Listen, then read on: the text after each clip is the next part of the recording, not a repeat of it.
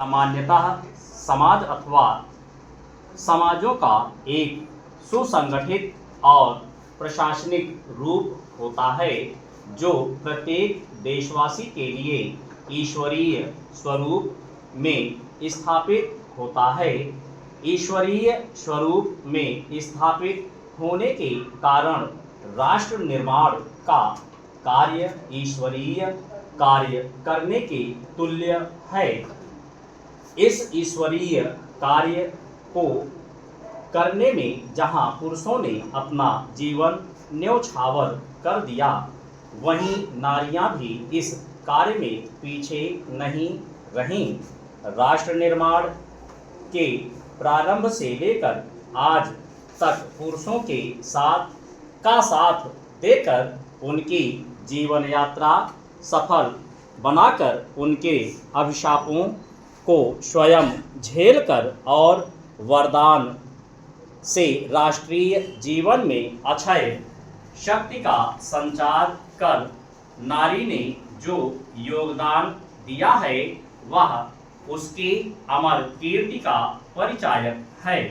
चिन्ह ऐतिहासिक विकास क्रम पर दृष्टिपात करने से हमें राष्ट्र निर्माण में महिलाओं की भूमिका की एक समृद्ध परंपरा दिखाई देती है। उनकी भूमिका कभी राष्ट्र निर्माण में सहायक के रूप में तो कभी स्वयं राष्ट्र निर्माता के रूप में रही है।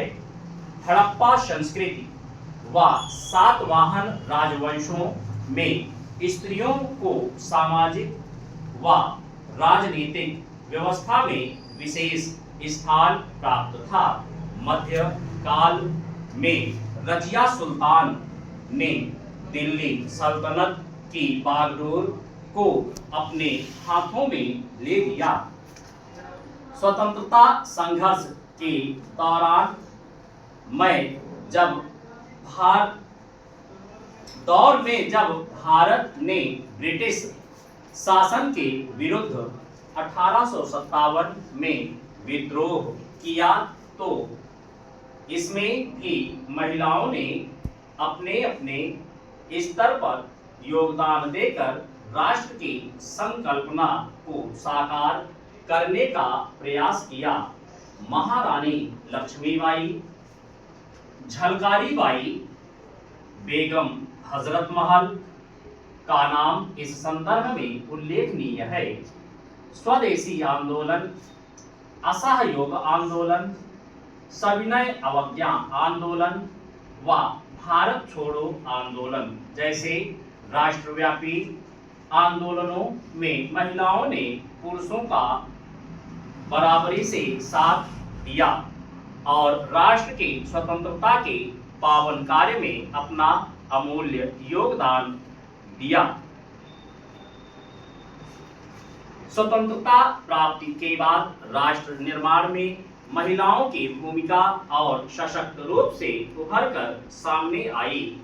गणतंत्र बनने के कुछ वर्षों बाद ही इंदिरा गांधी ने भारतीय प्रधानमंत्री का पद संभाला तथा बैंकों का राष्ट्रीयकरण, परमाणु परीक्षण, गरीबी हटाओ का नारा आदि ऐसे कार्य किए जिससे भारत न केवल आंतरिक रूप से मजबूत हुआ, बल्कि उसे अंतरराष्ट्रीय स्तर पर भी सम्मान की दृष्टि से देखा जाने लगा। इंदिरा गांधी के अतिरिक्त Vandana Shiva, justice Fatima, Mary Kom, PV Sindhu, Mithali Raj, Medha Patkar, Arunima Sinha, Kiran Bedi, Arundhati Roy आदि महिलाओं ने विभिन्न क्षेत्रों में योगदान कर बेहतर राष्ट्र निर्माण का मार्ग प्रशस्त किया। किसी भी राष्ट्र के निर्माण में उस राष्ट्र की आधी आबादी अर्थात स्त्री की भूमिका की महत्ता से इनकार नहीं किया जा सकता है। आधी आबादी यदि किसी कारण से